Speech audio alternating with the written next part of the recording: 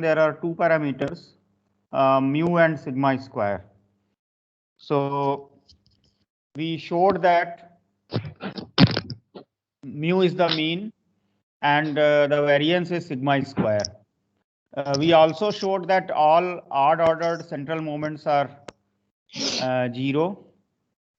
Even ordered moments, when we look at, so fourth central moment was 3 sigma to the power 4, and therefore the measure of kurtosis was 0. So that is why when we say normal peak, actually it is the peak of the normal distribution. Okay.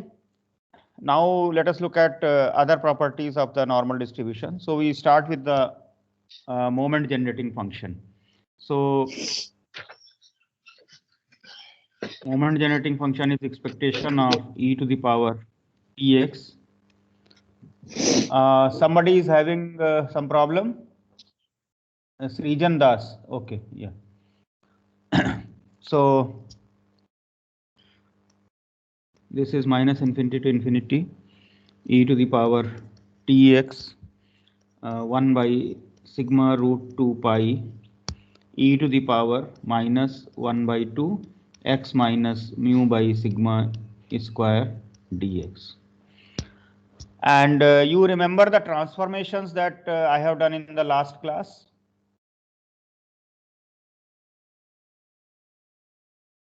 What was the transformation?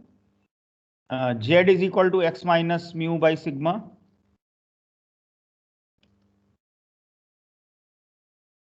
So dz is equal to 1 by sigma dx. And also it will mean that x is equal to sigma z plus mu. Okay, this is the transformation that we had considered. Do you remember this? Yes, sir. So if you substitute this here, you will get 1 by root 2 pi e to the power t sigma z plus mu minus z square by 2.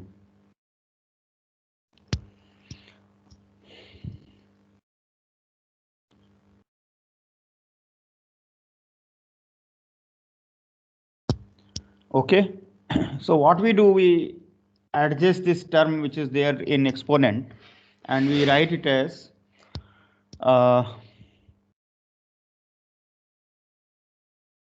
minus infinity to infinity 1 by root 2 pi e to the power minus 1 by 2 z minus sigma t square dz and e to the power mu t plus half sigma square t square. So what we do in the exponent, this z square by 2 minus sigma t z term is there. So here I take half common and I complete a perfect square here. So I add and subtract half sigma square t square. So so this becomes a perfect square and I get e to the power minus 1 by 2 z minus sigma t square. And then remaining terms are, of course, e to the power mu t comes out and I have added e to the power half sigma square t square. So that also comes out. So this is the thing. Is this adjustment clear? Now you look at this one, this term, what it is. It is integral of a term which looks like a density of a normal distribution, because it is 1 by root 2 pi sigma. If you put 1 and mu you take sigma t, then it is nothing but the density of a normal distribution. So it is a density of a normal distribution with mean sigma t and standard deviation or variance 1. So this will integrate to 1. Okay. So within the integral, we have PDF of a normal distribution with mean sigma t and variance 1. So the value of the integral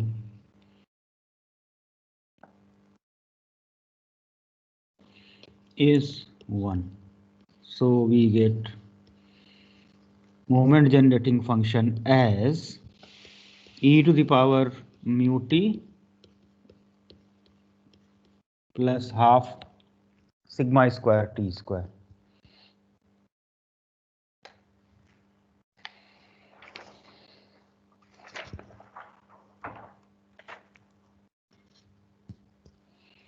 So is this derivation clear?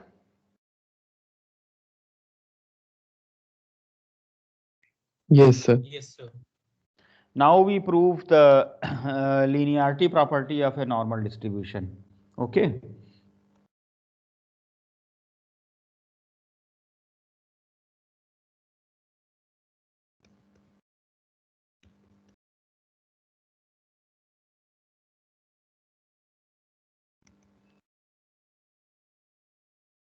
So what is the linearity property? Let X follow normal mu sigma square distribution and y is equal to ax plus b. Then y also has a normal distribution with mean a mu plus b and variance a square sigma square. This is called the linearity property of the normal distribution. The mean is transformed by the linearity term, and the variance, or you can say the variance gets multiplied by the multiplicative term here, that a square. So to prove that, actually we will make use of the moment generating function.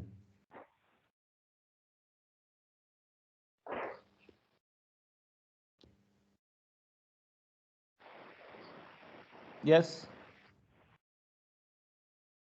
Is there any question? Ramit Kumar. Do you have any question?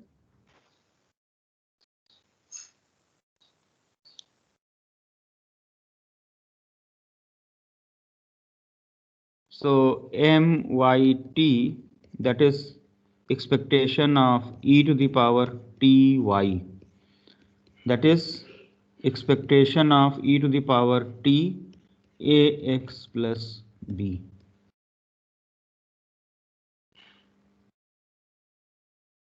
So this is equal to e to the power bt, expectation of e to the power atx. So this you can consider as the moment generating function of x at the point at. Okay, this is the moment generating function of the random variable x at the point at, because expectation of e to the power tx is mxt. Now moment generating function of x is known because x is a normal distribution with mean mu and variance sigma square. The form of mxt is e to the power mu t plus half sigma square t square. There you replace t by at. So this will give you e to the power bt, e to the power mu t, that is mu into at plus half sigma square t square, that is at whole square. So you write down these terms. It is e to the power a mu plus b into t plus half a square sigma square into t square. This is moment generating function of a normal distribution with mean a mu plus b and variance. So by the uniqueness property,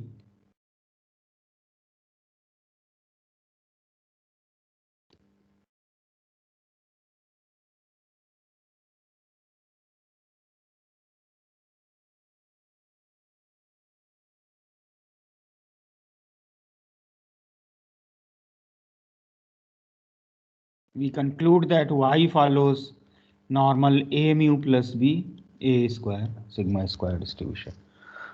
So this is the linearity property of the normal distribution. Is the proof clear to everyone? Yes, sir. Now you can make use of it, and using this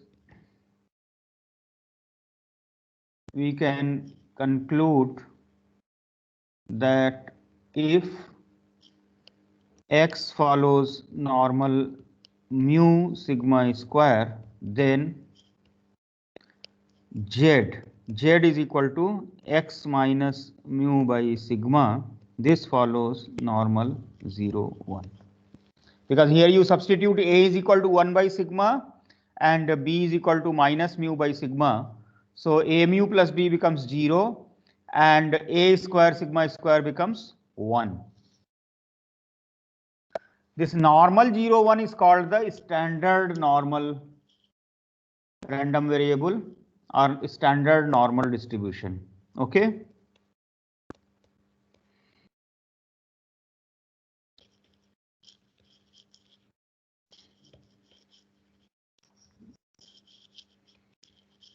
So let us look at more of the properties of a normal distribution.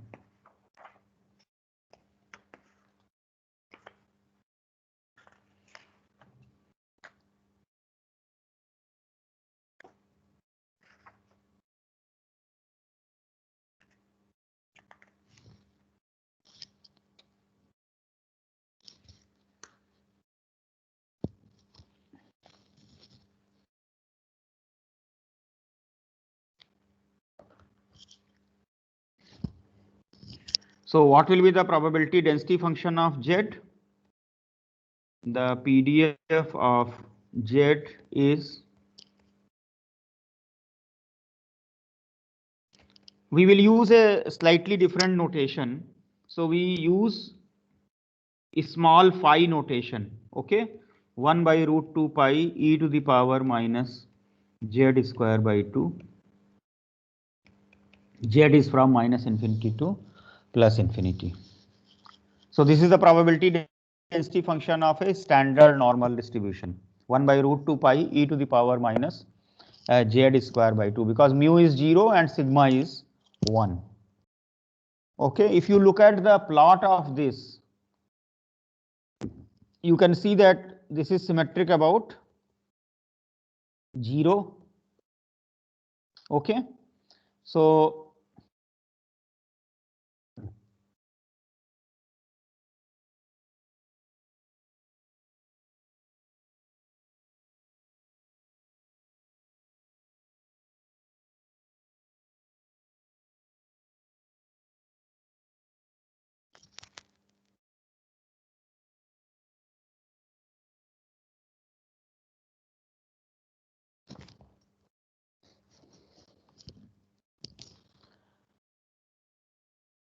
the cumulative distribution function of standard normal distribution is denoted by capital phi. Okay, the CDF of Z is capital phi of Z, that is of course minus infinity to Z phi t dt. Okay, this is the CDF of the standard normal distribution. Because of the symmetry, you can actually see some property also. Suppose I put this value as minus a, this is say plus a, then this probability is same as this probability. Or if you look at this probability, then this is same as this probability. Okay, from this you can conclude then, due to symmetry of PDF about 0, we get that phi of minus a is equal to 1 minus phi of A. From this diagram, you see this. If I consider phi of minus A, that is this probability, this is same as this probability on the right side of A. So this is nothing but 1 minus phi A. So this is the property that we get for the CDF here. Okay. This means phi of A plus phi of minus A is equal to 1. Okay. In the standard normal CDF, you get this property. And of course, phi of 0 is equal to half. Because 0 is the median here.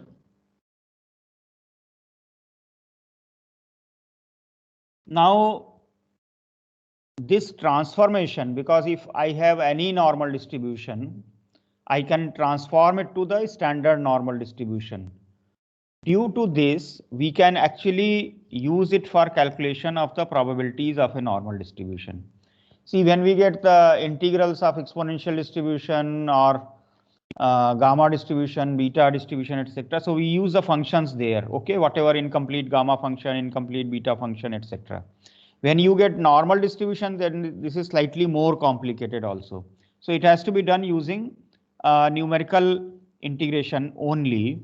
So therefore, this property of symmetry is very useful because the tables are then given only for one-sided. Okay. So if we want to calculate the probabilities of any normal distribution, then we transform it to standard normal and we calculate it. So we can use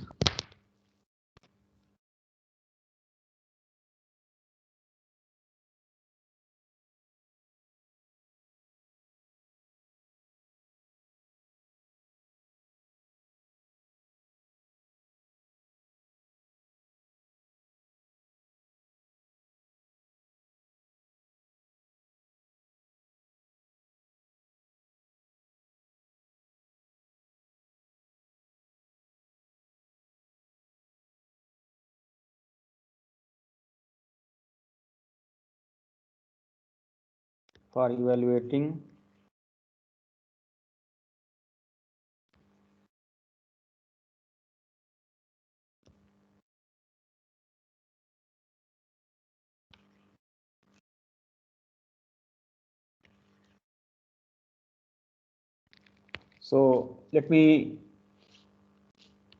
let us say x follows normal mu sigma square, okay, and we want to calculate the probability of a less than x less than or equal to b. That is probability a.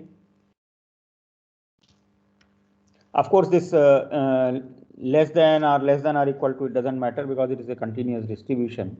So we write it as probability x less than or equal to b minus probability x less than or equal to a. So this is nothing but probability of x minus mu by sigma less than or equal to b minus mu by sigma minus probability x minus mu by sigma less than or equal to a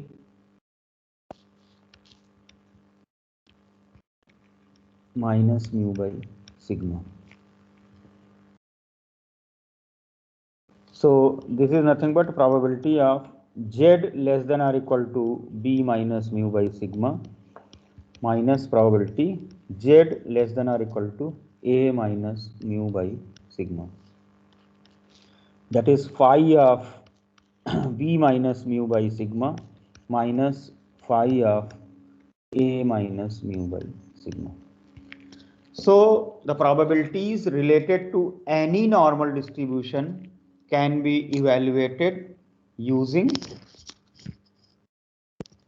the tables of the standard normal distribution. Okay.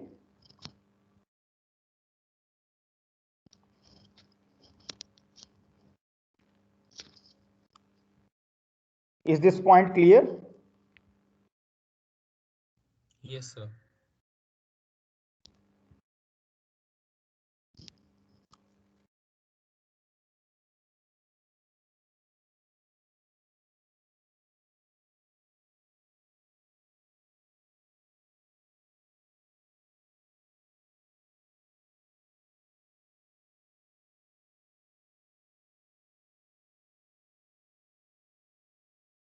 Let us look at some more properties now of this standard normal.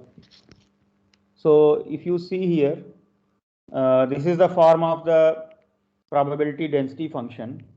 Since you have e to the power minus z square by 2, you can easily understand that as z increases on either side, that is on minus side or plus side, the density approaches 0 very fast. Okay, so that means there is a huge concentration of the probability in the center of the distribution. So let us look at from the point of view of a standard normal table, and then let us look at the interpretation for the general normal distribution. Okay, so let us see. Let Z follow a normal 0, 1 distribution. Okay, so any of you, if you have any other device, you can easily see the tables of standard normal distribution. Okay, it is given in every book of statistics. If you see towards the end, the tables of the standard normal distribution are there. So you just look at certain important things there. Okay, so for example, you will see that phi of 0 is half. That means the probability up to 0 is half, which is true, of course, because of the that it is the median. Then let us also look at phi of 1. Phi of 1 is 0.8413. If you want to write for a few more decimal places, you can do that. I am just writing 4 decimal places because for explaining that is enough for me. Let us also write few more values. Phi of 2, for example, phi of 2 is 0.9773. Then phi of 3, let me write. Phi of 3 is 0.9987. Okay, just I am writing this one. You can write more also, but usual normal tables will be if you just check there, it will be given from -3 to +3. In fact, they will tabulate only 0 to 3 because the other side you can calculate directly by using the relation phi of -a plus phi of +a is equal to 1. So other side you can always calculate. Okay. So if you see any standard normal distribution table, these values you can easily see. Now, why I have written this? Just to give you some sort of idea about the concentration of the probabilities. So let us look at. Suppose I want to write what is the probability -1 less than z less than or equal to 1. Okay. What is the probability that mod z is less than or equal to 1? Okay. So this is phi of 1 minus phi of -1. And if I write phi of -1 as 1 minus phi of 1, then this is nothing but 2 times phi of 1 minus 1. Now phi of 1 just now I have written, it is 0.8413. So what value I will get?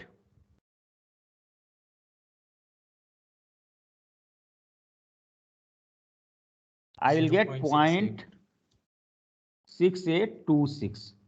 So it means that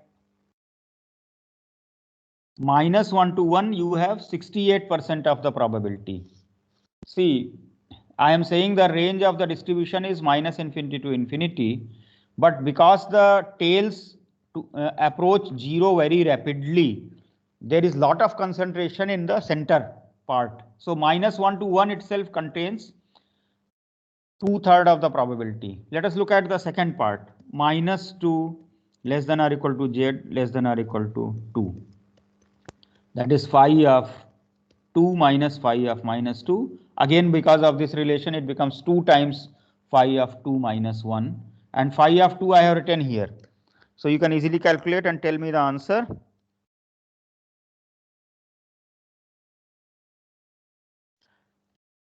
It is how much? 0.9987. Tell me. 9546. 95. That means from minus to 2 you have more than 95% of the probability. Let us go further. Let us see minus 3 to 3. So by the same argument, it is 2 times phi of 3 minus 1. And what is phi of 3? 0.9987.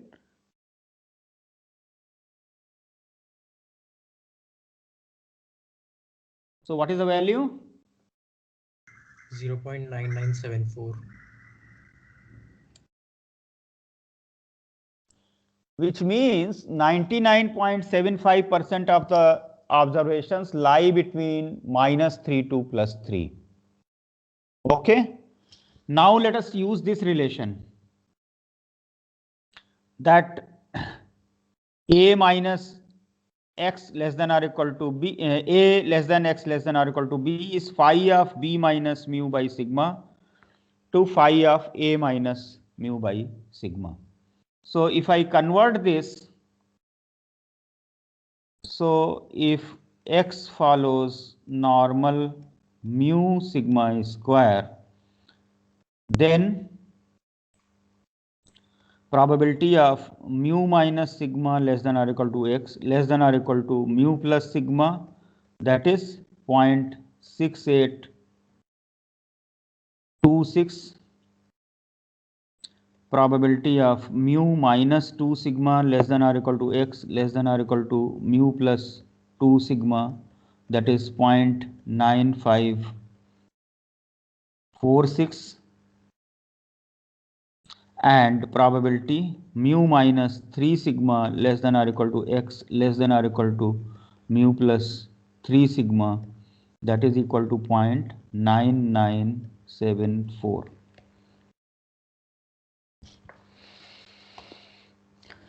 That means almost 99.74% of the observations, they lie within 3 sigma limits.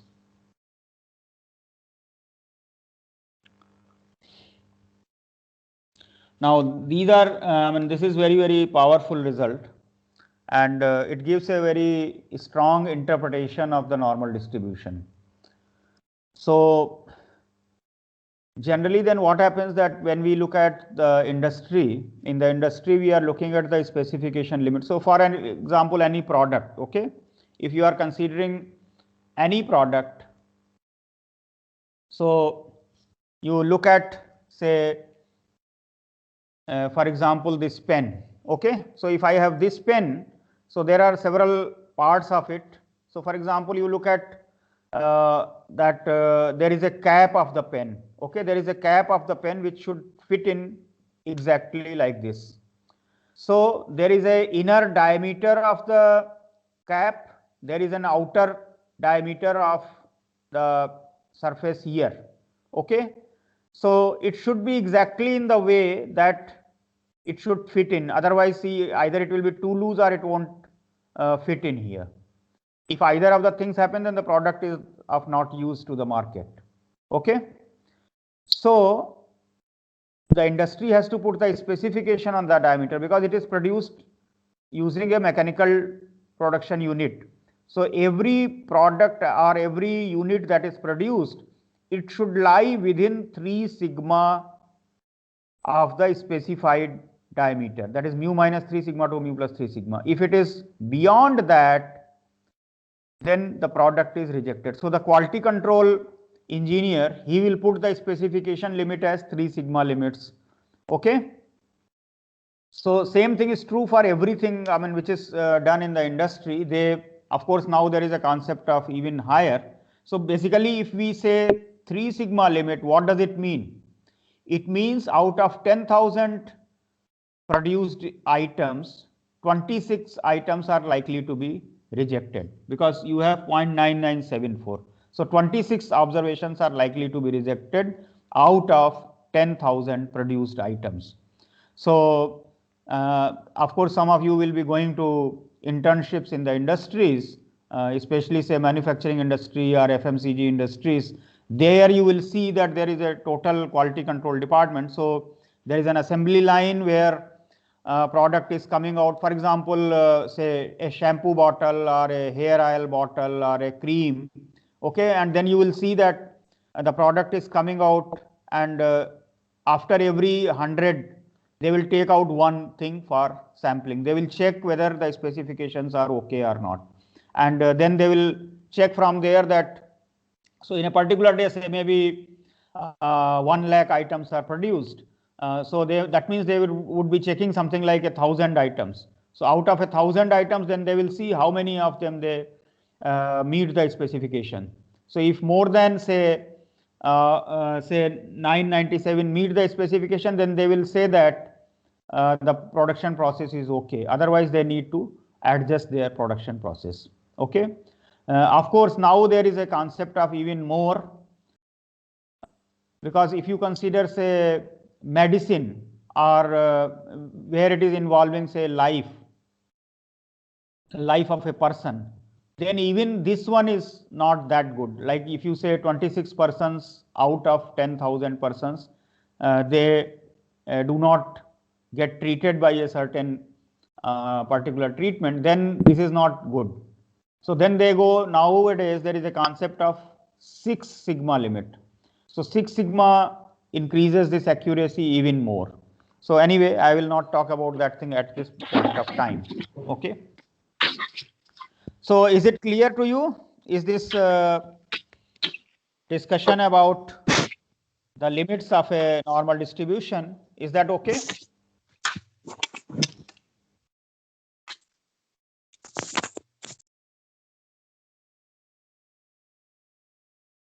Is it clear? Yes, sir. So let me just take up 1 or 2 examples and then we move ahead.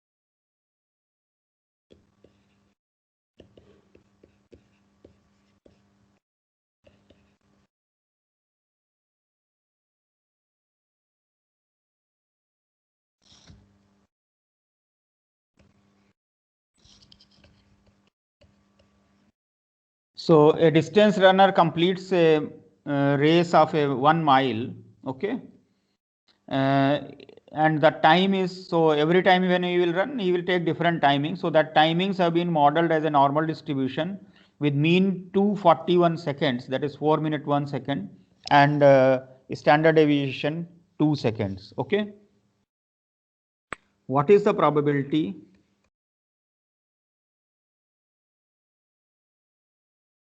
that this runner will take say less than 4 minutes or say more than 3 minutes 55 seconds? Okay, so these are some of the questions that we are posing based on this normal distribution. Okay. So the first question is, what is the probability he will complete in less than 4 minutes? That is, x is less than 240.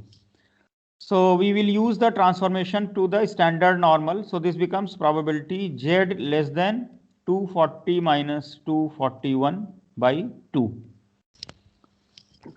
That is probability of z less than minus 0.5. So as I mentioned, you just see the tables of the standard normal distribution. This value is 0.3 3085. So that is nearly 30% chance that he will complete the race in less than 4 minutes. Okay. Similarly, let us look at the second part. What is the probability that he will take more than 3 minute 55 second?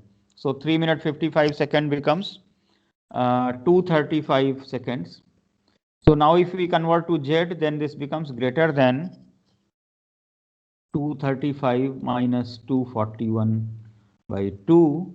That is probability Z greater than minus 3, which is same as probability Z less than 3, that is phi of 3. Phi of 3 just now I wrote, that was 0.9987. So there is a more than 99% chance that he will complete the race in more than 3 minutes 55 seconds.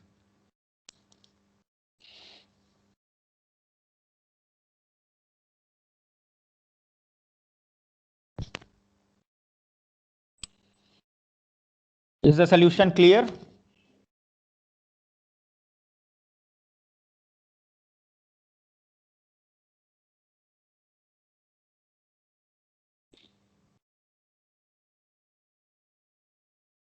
Could you follow the solution? Yes, sir. Let us take up another problem. Suppose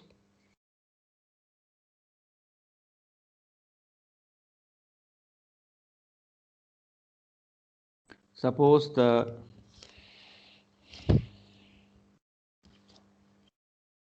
NAV is actually net asset value. In the stock market, this is used of a share is a normal random variable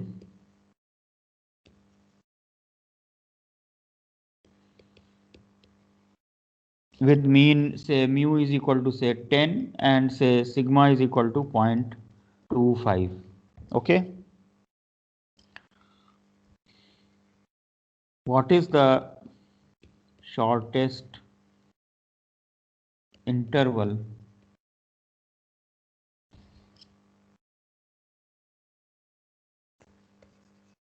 that has probability 0.95 of including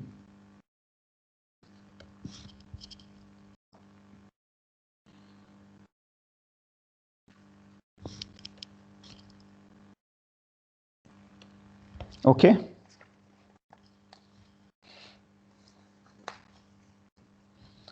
So due to the nature of the normal distribution, the shortest interval will be symmetric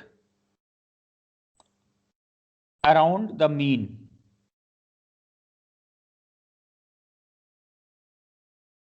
Okay, the shortest interval will be symmetric about mean. So suppose this is the mean 10. So it is something like 10 minus a to 10 plus a. Because if you want to have a certain probability with the shortest interval, then it should be symmetric around the mean because of the nature of the normal distribution. Okay.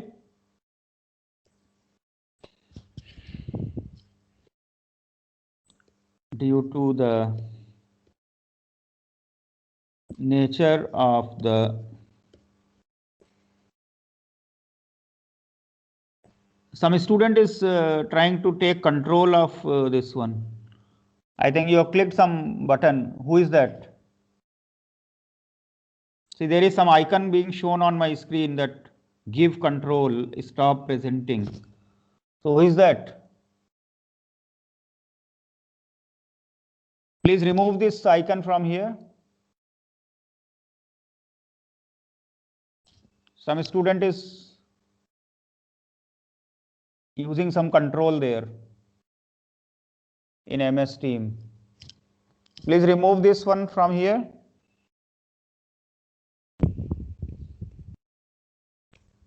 Who is that?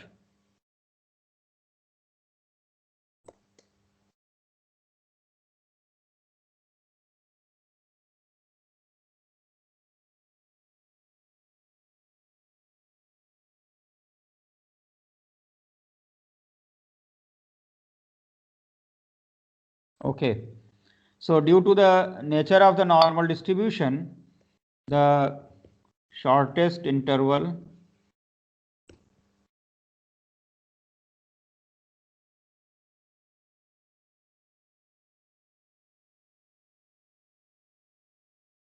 will be symmetric about the mean. So let us take the interval.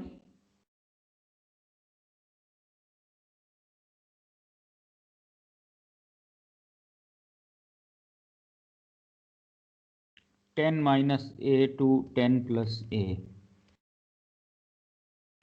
So probability that 10 minus a is less than or equal to x less than or equal to 10 plus a.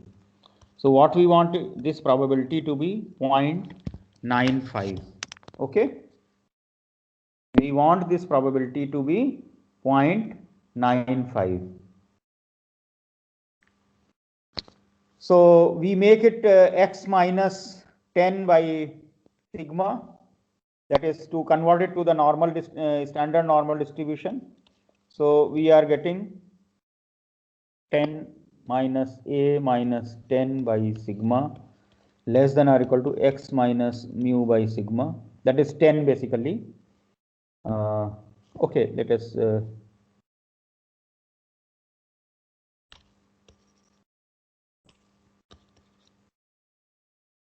10 plus a minus mu by sigma.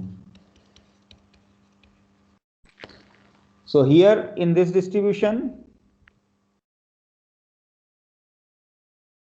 see mu is 10 and sigma is 0.25. So let us substitute that here.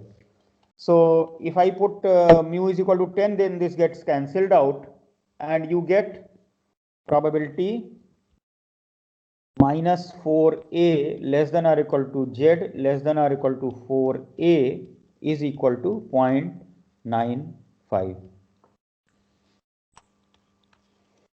That is 2 times phi of 4a minus 1, that is 0.95. Because phi of 4a minus phi of minus 4a.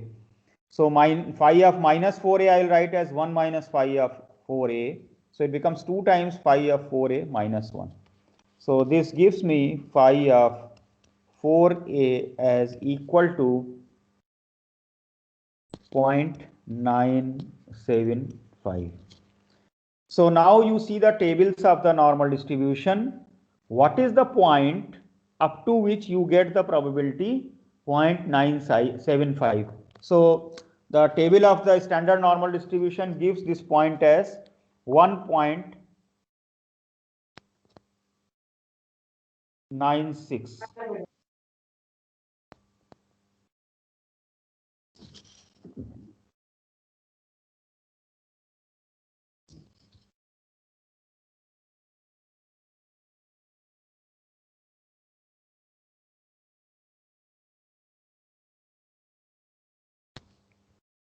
So you can see this, I am just showing you, of course any of you can see it easily because just Google here the tables of the standard normal distribution. So corresponding to 0.975, you can see it is 1.96. Okay, that is the point. So you can easily just find it out. So this gives us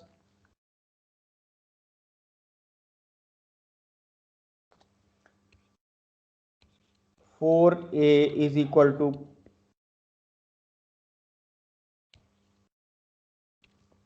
1.96, which means a is equal to 0.49. So what is the interval? 10 minus a to 10 plus a.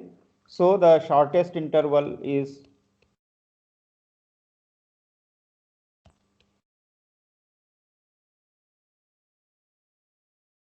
9.51 to 10.49.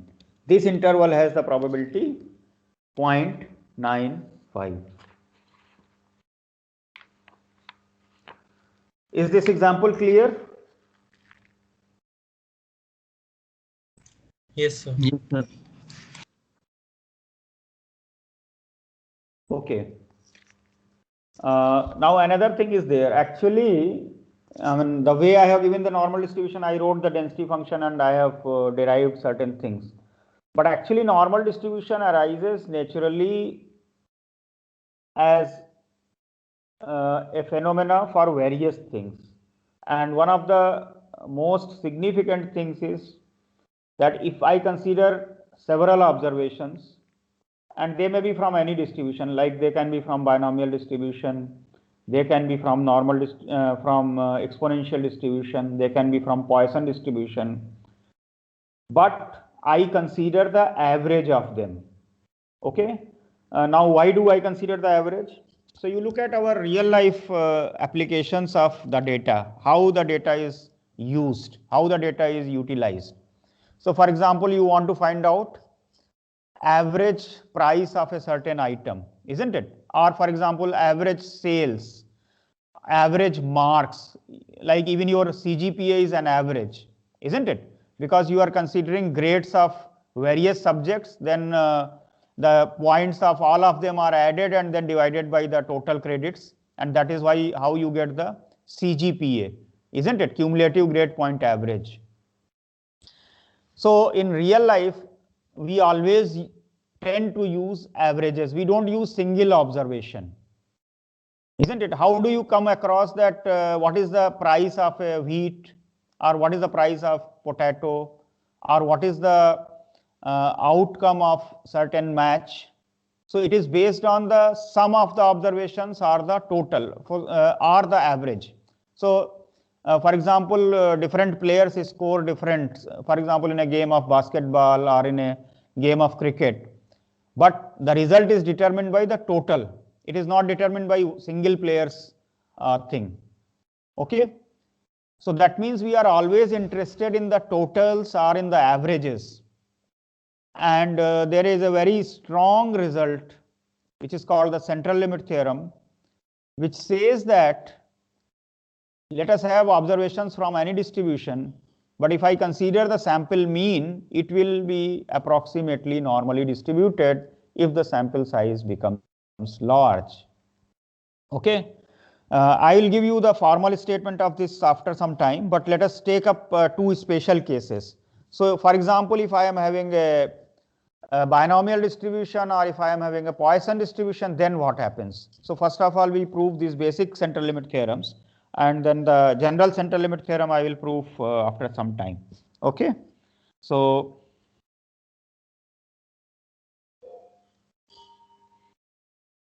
the normal distribution arises as an approximation of a binomial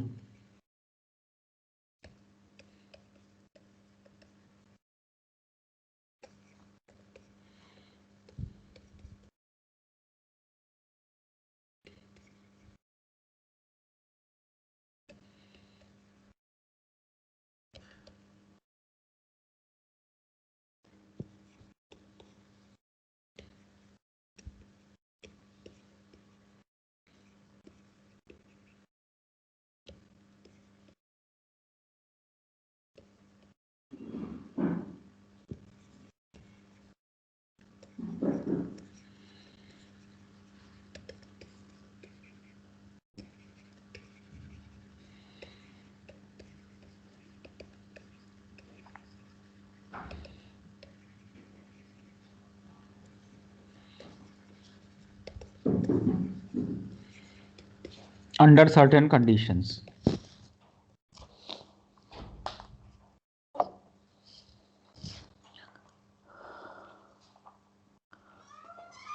So I will give you some of these basic results here.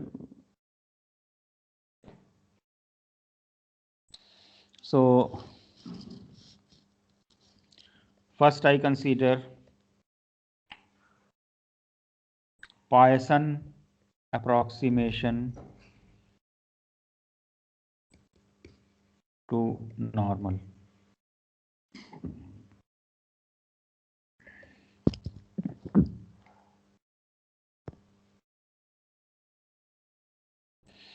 So let X follow a Poisson distribution with parameter lambda. Okay. Then as lambda tends to infinity, the distribution of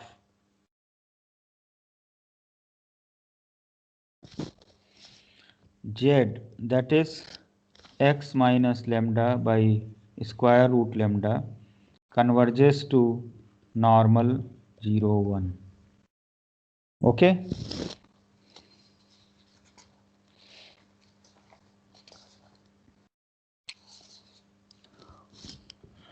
Let us look at the proof of this. I mean, these are known as, these are some of the basic limit theorems. Okay, this is known as de Moivre Laplace. This is named after de Moivre Laplace limit theorem.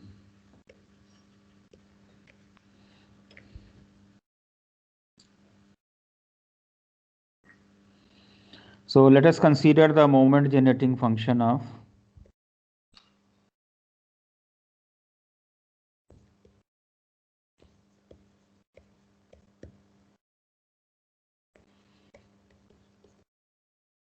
so that is equal to expectation of e to the power t z, that is expectation of e to the power t x minus lambda by root lambda.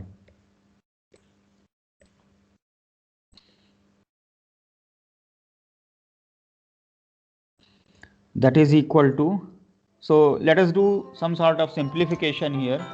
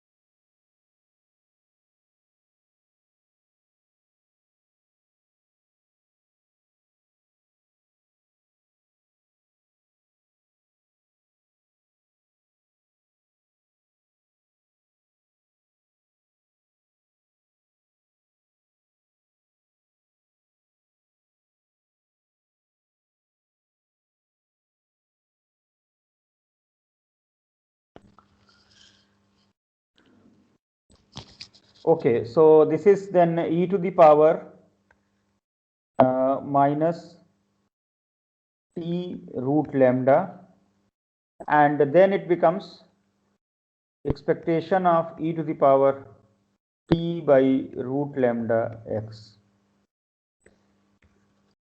Is that okay? Is this clear?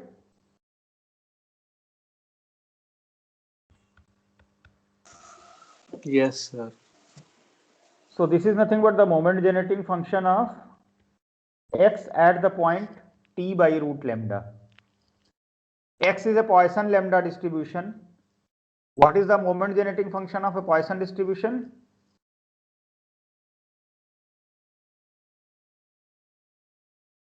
It is e to the power lambda e to the power t minus 1. Do you remember that?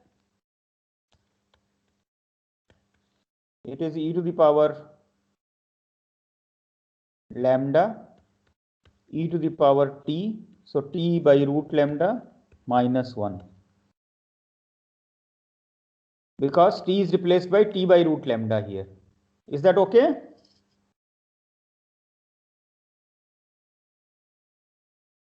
Yes, sir. So we just try to write down the terms. What are the kind of terms that we are having? So e to the power, this t by root lambda, we give a expansion here. So this becomes 1 plus t by root lambda t square by 2 lambda plus t cube by 3 factorial lambda to the power 3 by 2 plus and so on minus 1. Okay. So that is equal to, now you look at the terms here, the 1 gets cancelled out, then you get lambda t by root lambda, so it becomes t root lambda, and this is minus t root lambda, that also gets cancelled out. So you are left with e to the power t square by 2 plus, now you have terms 1 by lambda to the power 3 by 2, so it becomes 1 by lambda to the power half. Okay, 1 by lambda to the power half plus some terms. Okay, so if I take the limit as lambda tends to infinity, if this goes to e to the power t square by 2. This is nothing but the MGF of a standard normal distribution.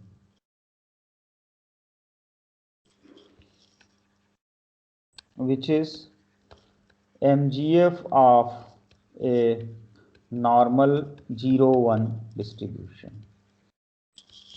So again, by the uniqueness property and the continuity property of the convergence, we conclude that x minus lambda by root lambda has a limiting normal distribution. That means we start with any Poisson distribution.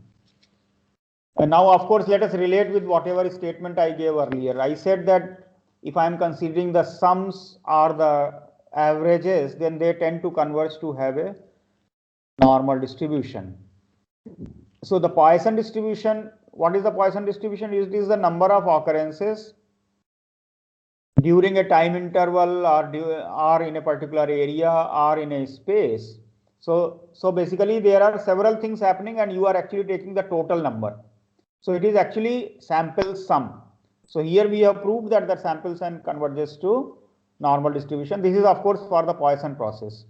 We will do it for say binomial also, and then we will do for general also. That we will see later on. Okay. Let us have a break for 5 minutes and then we again meet.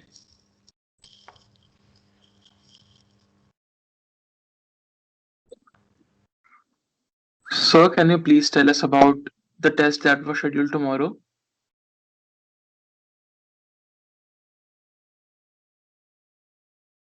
Somebody is saying something? Yes, sir. Yes, sir. I was asking about the test that was scheduled tomorrow. Yeah, I So, announced now that test will not be there tomorrow. I will fix another alternative date. Okay. okay, sir. Thank you.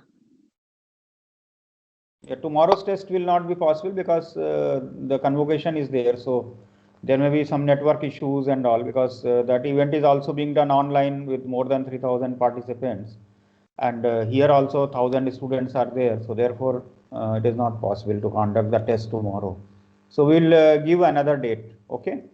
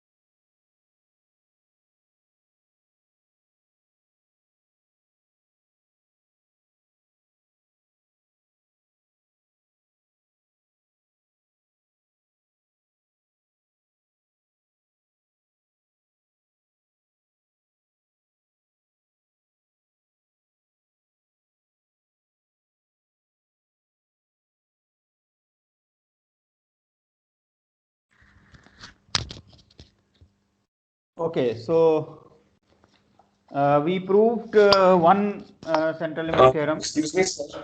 Excuse me, Yes. sir. Yeah. Sir, I had one request. Could you allow us to review our answers for the class test? Okay, it has not been shared till now. Has it not been shared till now? Sir, no, we cannot view our answers.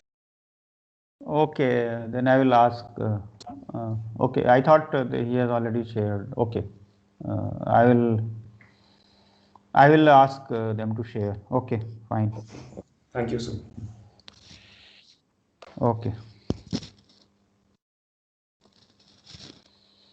Let us look at the second central limit theorem, which is one of the basic ones. So again, if you look at the binomial distribution, what is a binomial distribution? It is the total number of success in a given number of trials. So you are actually adding the terms, isn't it? In each trial, you get a success or failure, and then you are looking at the total number. So that is also a sum.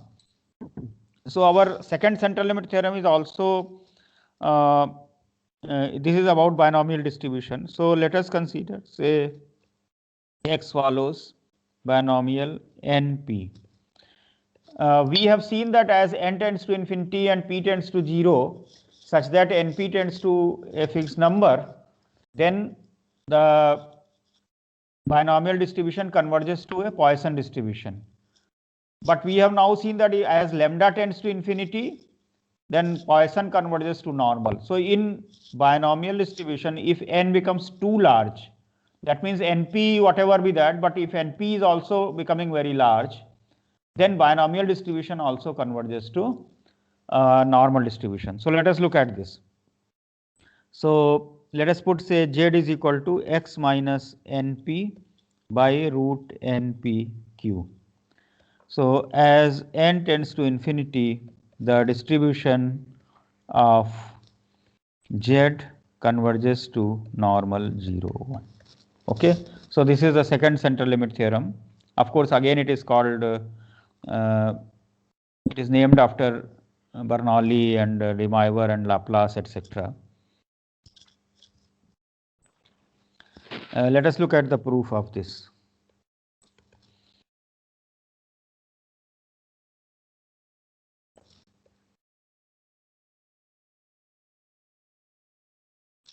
So that is expectation of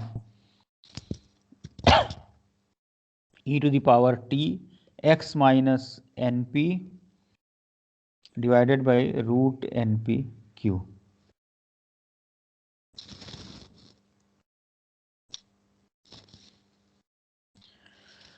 So this is equal to e to the power minus npt by root npq into expectation of e to the power t by root npq into x.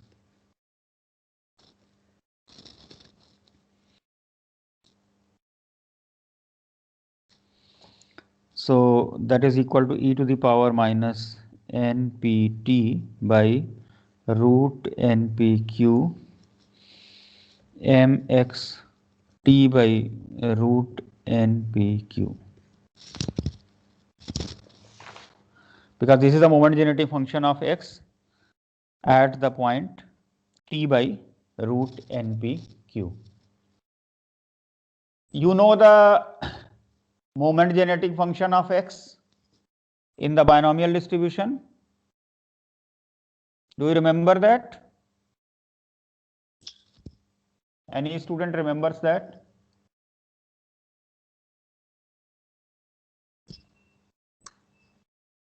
What is the moment generating function of a normal distribution?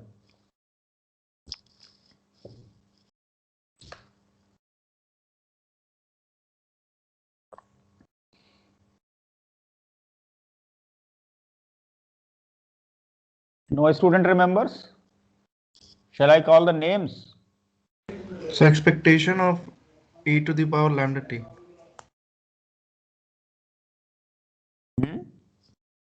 What is the MGF of a binomial distribution? Let me ask some person. I can see the name Naman Jajani. Do you know the moment generating function of a binomial distribution? Yes, sir. But sir, I don't What is remember that? formula exactly. But sir, yeah, I have studied, sir. Okay, let me ask someone. Neha Dalamia. No, sir, I don't remember. Muskan Jain.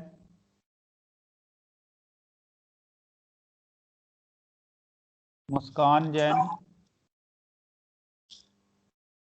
Rishabh Goyal. Yes, sir. It is q plus p e to the power t whole power n. NPT by root NPQ, then Q plus P e to the power T. So T is T by root NPQ whole to the power N. Okay. So now actually I have to take the limit of this as n tends to infinity. But as you can see, the terms are little bit complex terms here, because e to the power certain terms you are having where n is coming, and then it is multiplied by certain term where n is coming, and then it is raised to the power n. So again, there are multiplicity of terms. So it is better to simplify this. We can take log on both the sides. So this will give me minus npt by root npq plus n times log of this term. So this is actually 1 plus p e to the power t by root npq minus 1. Okay. I have written q as 1 minus p, and then I have adjusted the term. So this has certain advantage. So this is minus npt by root npq plus n log, and let us look at this inner term here, 1 plus p, and let us expand this e to the power t by root npq. So that gives us 1 plus t by root npq plus t square by 2 npq plus t cube by 3 factorial npq to the power 3 by 2 plus and so on minus 1.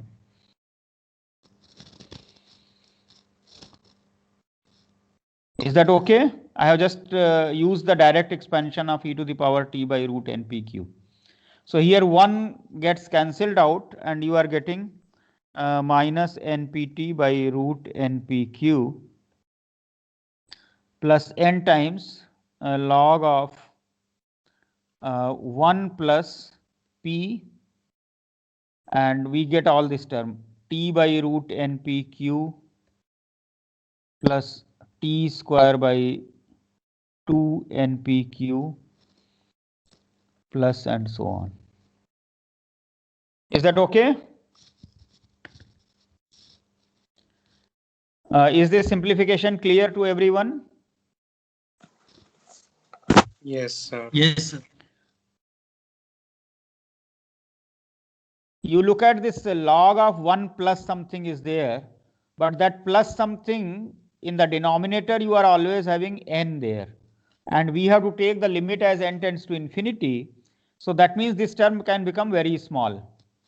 So if it becomes small, because for expansion of log of 1 plus x or log of 1 minus x, what is the condition? That x should lie between minus 1 to 1. So for n large, this can be expanded. So for large n,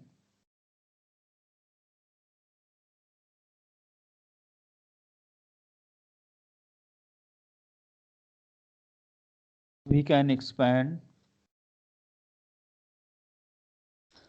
using the expansion of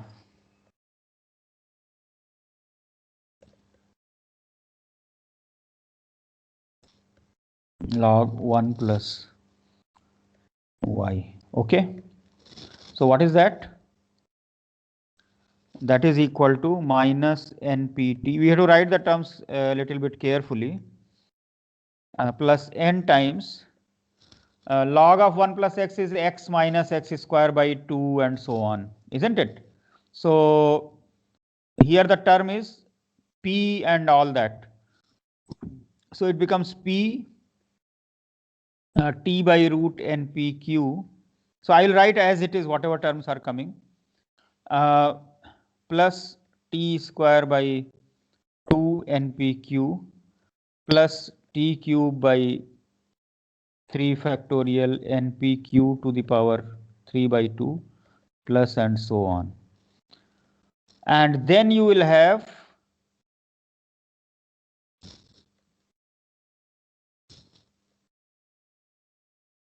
plus p square by 2 t by root npq plus t square by 2 npq plus and so on whole square.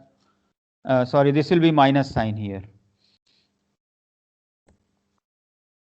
There is a minus sign here and so on. Okay. So let us do the simplification. Is this step clear to everyone? Yes, sir. You look at the first term here inside the first bracket here. So you get npt by root npq with a plus sign, and there is a minus npt by root npq, so that gets cancelled out. This term and this term get cancelled out. Then you get the next term. In the next term, n gets cancelled out. This p gets cancelled out. So you get t square by 2q. Because this np gets cancelled out, you get t square by 2q. And then you have other terms. In the next term, n to the power 3 by 2 is there in the denominator. It is multiplied by n. So that means in the denominator, I will get n to the power half. And then thereafter, larger terms will be there. So I will not write that because finally we have to take the limit of this as n tends to infinity. So those terms will vanish. Let us look at the next term. In the next term, the first term will be square of this, that is t square, and then divided by npq. So there is an n here, that n will get cancelled out. This p will remain there. So p t square by 2q. And thereafter, any term will contain a power of n in the denominator, because even this cross product term, that will have n to the power 3 by 2. So n is here, so n to the power half will be there. So you will have plus 1 by n to the power half, and other terms will be there. So as n tends to infinity, these terms will vanish. So if I take the limit, then I will be left with only these two terms, which is nothing but t square into 1 minus p by q, and that 1 minus q and p will get cancelled out. So you get only t square by 2 as n tends to infinity. So mzt converges to e to the power t square by 2 as n tends to infinity. So this proves that the distribution of x minus np by root npq converges to normal 0, 1 as n tends to infinity.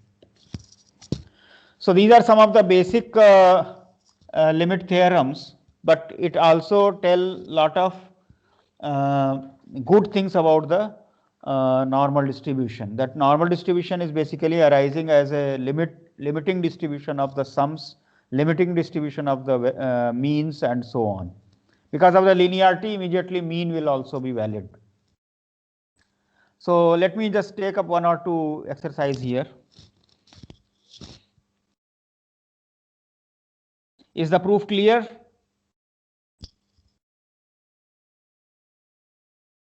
Yes, sir.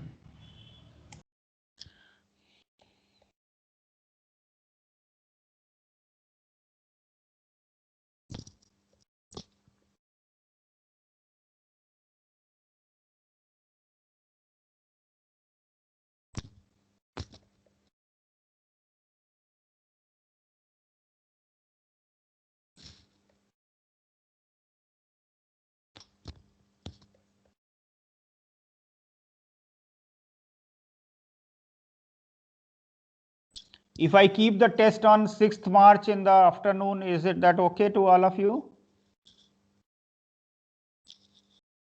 At 4 o'clock?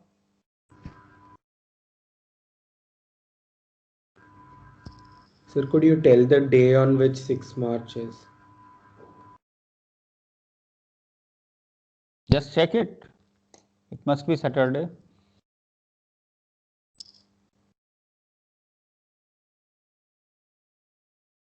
Is it Saturday? Yes, sir, it's Saturday. Sir, like So Saturday at 4 o'clock. for chemical engineering students, Yes. like, due to some issues, our sir doesn't take classes on the weekday, so we shifted to Saturday. So is it possible that At what time? from 4 to 6? So is it possible that we have a test at 3 or before? Yeah, we can have 3 o'clock. At your EA activity gets over at what time? At maximum 12 or 1, sir. So 3 to 4 we will keep. Yes, sir. if And that sir, is will okay this, sir, will the syllabus be the same? Yeah, for this one we had announced, na, it will be basic, this PDF, CDF, PMF and all those things, moments, MGF and the discrete. Yeah, we'll have the same, yeah. All right, sir. So is that okay? 6th March, then I will announce in all, I will ask other professors to announce in all their sections. Okay? Yes. 6th March at 3 to 4. Yes, sir. Okay? Okay.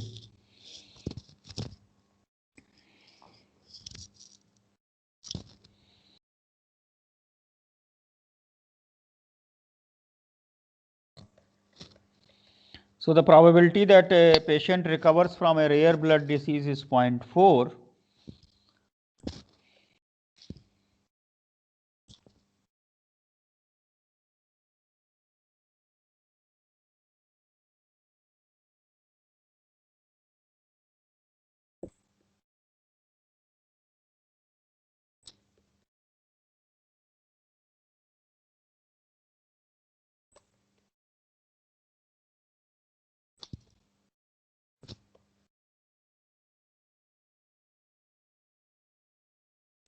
What is the probability that less than 30 survive? So if I consider X as the number of survivors, then X is having binomial distribution with 100, because we have considered total 100 persons here, and the probability of recovery is 0.4. So P is 0.4 here. So this is binomial NP.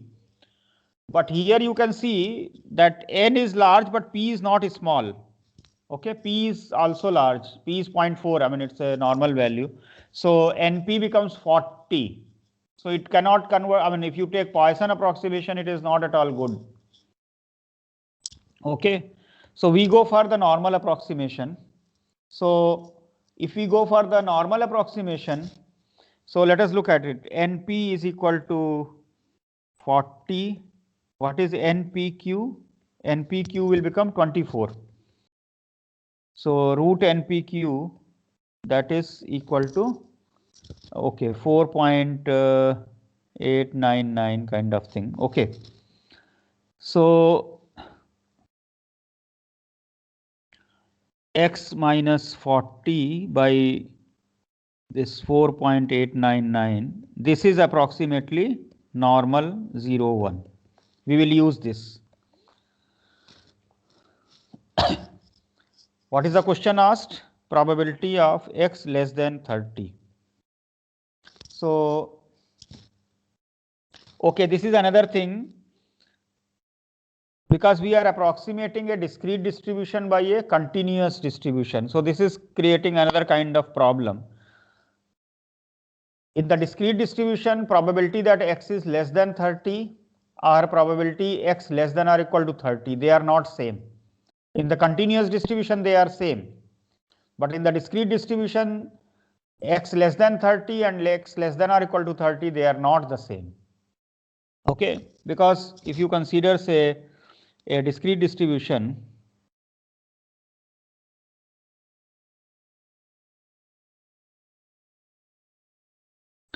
so if I say, suppose this is a point M and this is M plus 1.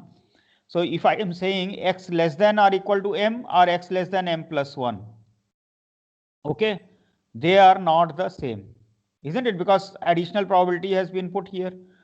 So if I am approximating it by continuous distribution, a wise approach is to take the midpoint of this one, okay? So we take M plus half, okay? We take M plus half here. So we approximate it by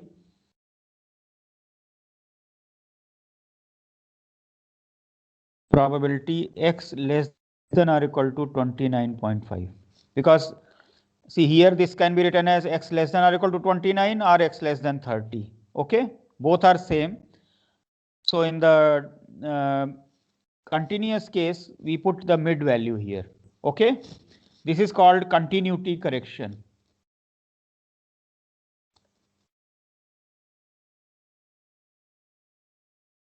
And then next what we do, we just approximate z less than or equal to 29.5 minus 40 divided by 4.899. So that is probability z less than or equal to minus 2.14. So from the tables of the normal distribution, again you can see easily this value is 0.0162.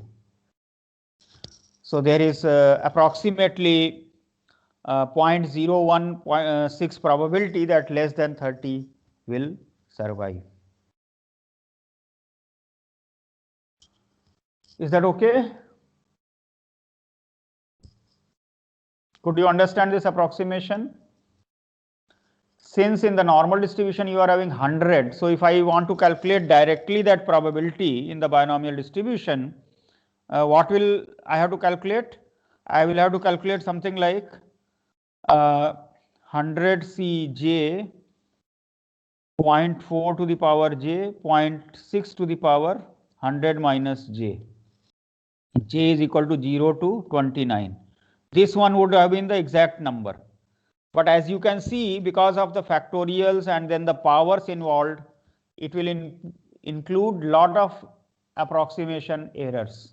So this will not give the result to the accuracy which is desired. But if we use the normal approximation, we get the results very quickly and nicely. Is this clear?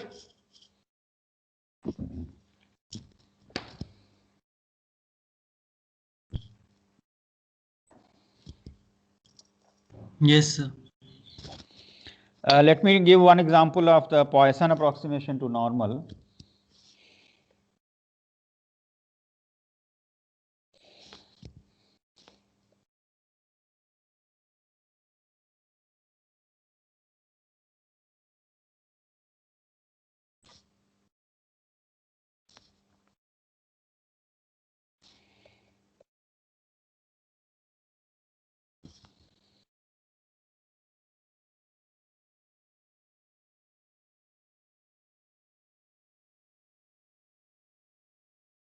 Okay, suppose thefts occur in hostels like Poisson process with lambda is equal to half per day.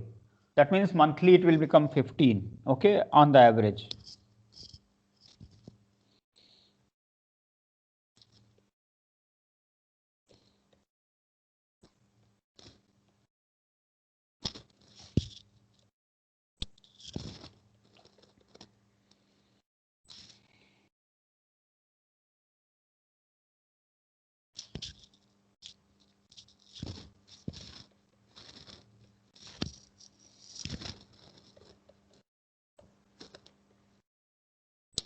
So just I am asking some questions.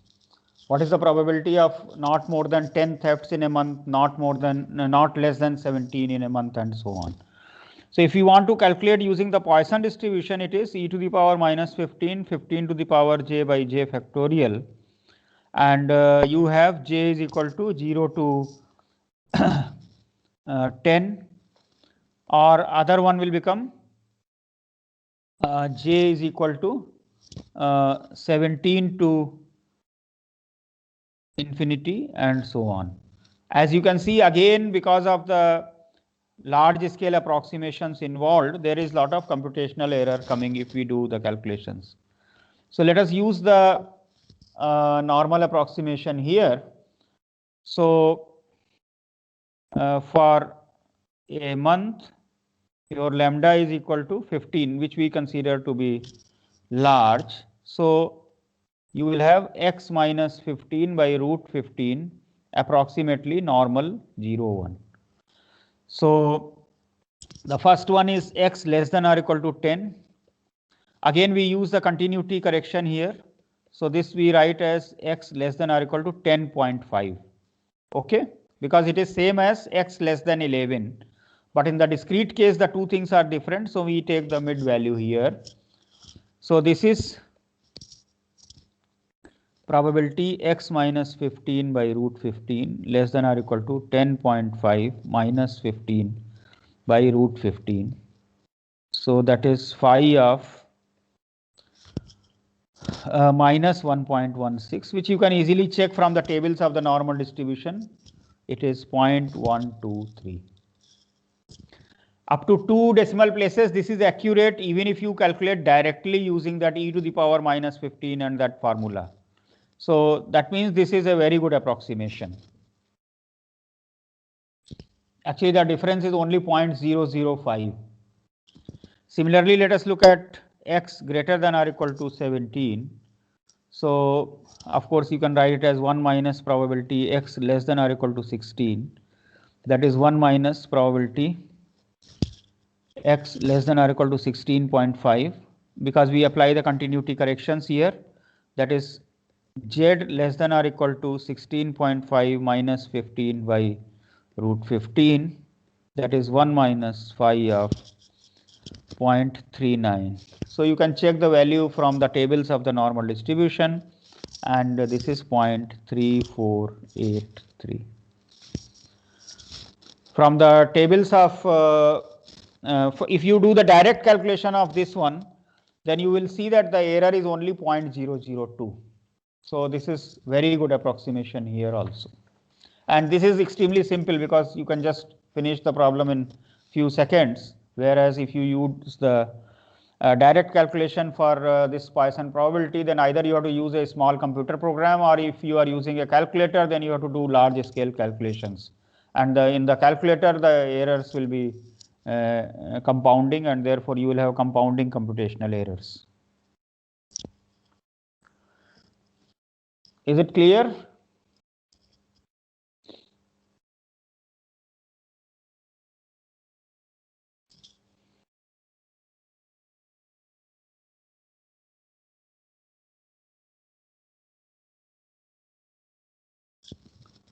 Is the problem clear to everyone?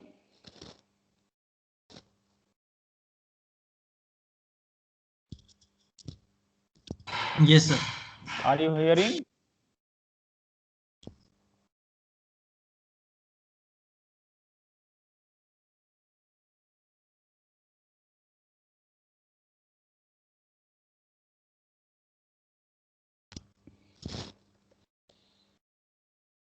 If y follows normal mu sigma square, then x is equal to e to the power y is said to have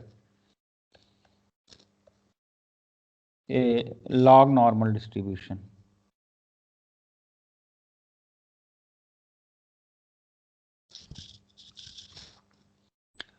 So what will be the probability density of x? That will become 1 by sigma x root 2 pi e to the power minus 1 by 2 sigma square log of x minus mu square. Here x of course has to be positive, mu is real, and sigma is greater than 0.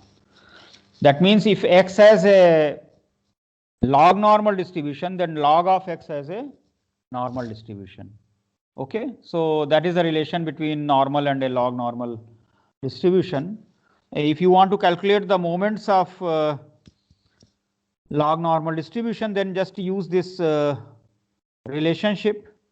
This is nothing but the moment generating function of a normal distribution at t is equal to 1, which is nothing but e to the power mu plus sigma square by 2.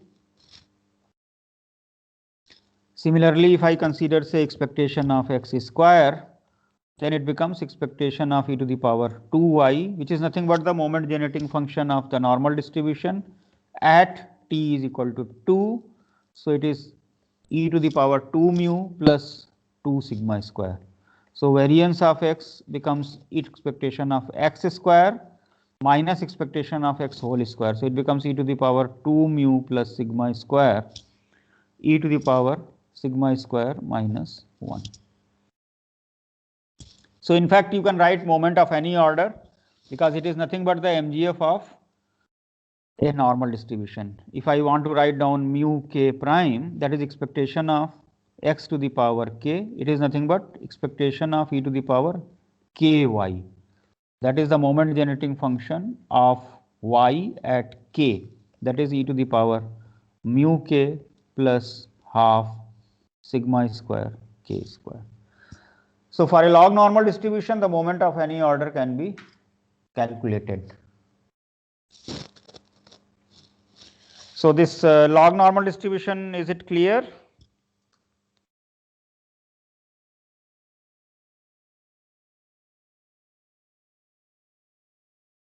So basically it is an exponential transformation of a normal distribution, or you can say normal distribution is a logarithmic transformation of a log normal distribution.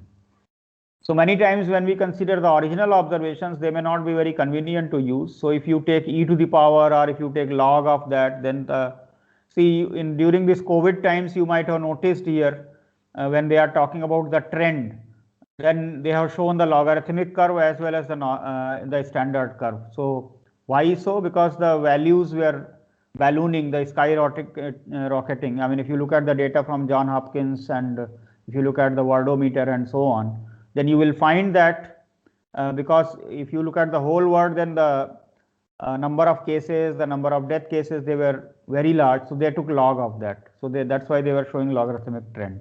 So these are all standard practices which are used. Let me just give one example of application of log normal distribution.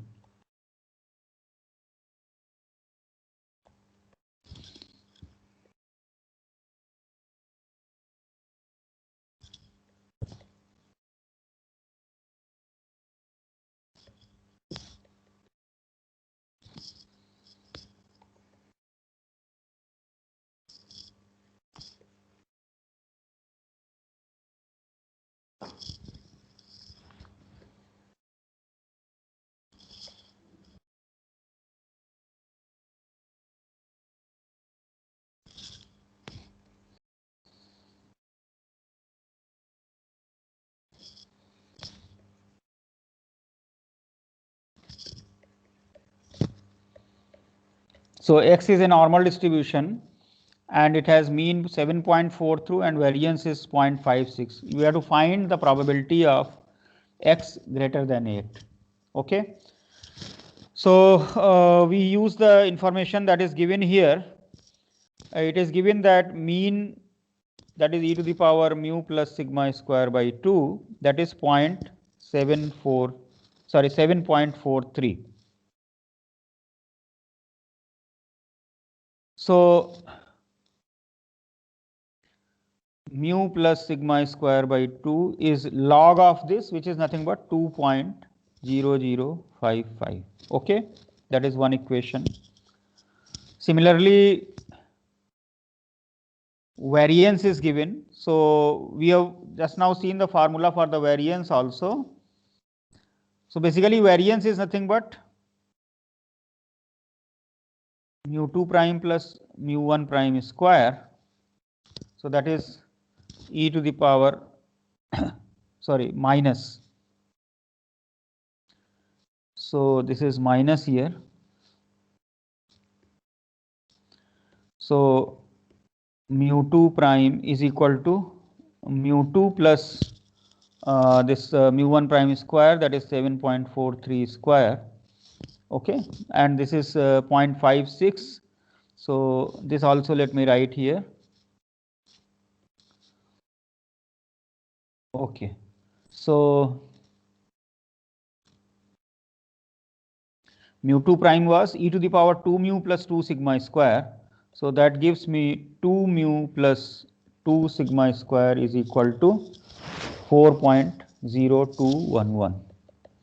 So you can just solve this equations number 1 and 2. You get mu is equal to 2 and sigma is equal to 0.1. I mean, this is approximated value. I have just written because it is 2.00 something, and similarly this sigma is 0.100 something. So now probability x greater than 8, this is nothing but probability of log of x greater than log of 8. So what is the distribution of log of x? Log of x follows normal with mean 2 and sigma square is equal to 0.1 square. So we transform this to the standard normal distribution.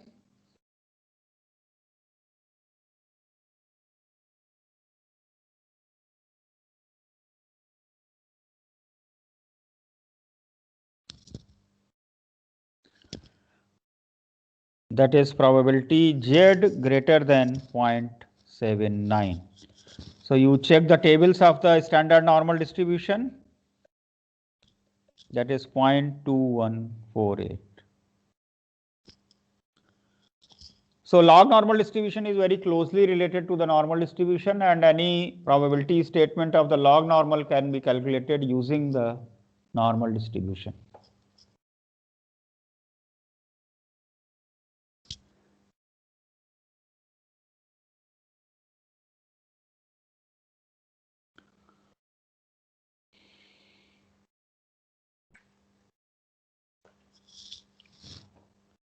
Okay, so I will stop today's class at this point of time.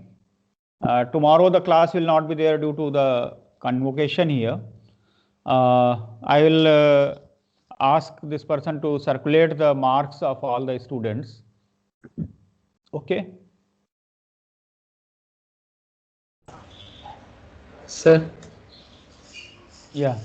Sir, can you read my message once I have posted in the chat? Actually, I won't be available on March 6th for the exam. Why? Actually, I have a journey, sir. It's a family trip to Tirupati. So I'll be on a train at that time. So if that is there, then see, we are conducting 4 tests. We have announced that we will take the best 3. So if somebody is not appearing, then you don't appear. What we can do? Because there are 950 students here. If we go for everybody's convenience, then it is very difficult. So if you want to miss, you miss it. What we can do? Okay. Yeah, okay, sir. It's best 3 or 4. Or if you somehow in the train also, if you can take somehow, then it is okay. Otherwise, you have to miss it. There will be no problem even if I miss the test, right, sir? Yeah, I mentioned to you that we are taking 4 tests and we'll take the best 3. Okay, then it's fine, sir. Thank you. Okay. Okay, so we stop the class today. Tomorrow there is no class and we will meet the next one. But I will circulate the assignments and I'll ask this person to circulate the marks also in your first test. Okay. Okay. Excuse me, sir, some marks has been circulated. Sir, also circulated. Somebody is telling some not circulated, somebody is telling circulated. So marks has been circulated, but no, sir, we were asking to open the review option in Moodle. Like there is a review option in Moodle where we can check the answer for the individual question. Okay. So the review option in Moodle could be open. Okay, that I will ask this gentleman to do that. Okay, fine. Okay. We will do that. Okay. Okay, so shall I close? Okay. Okay, sir. Thank you, sir. Okay.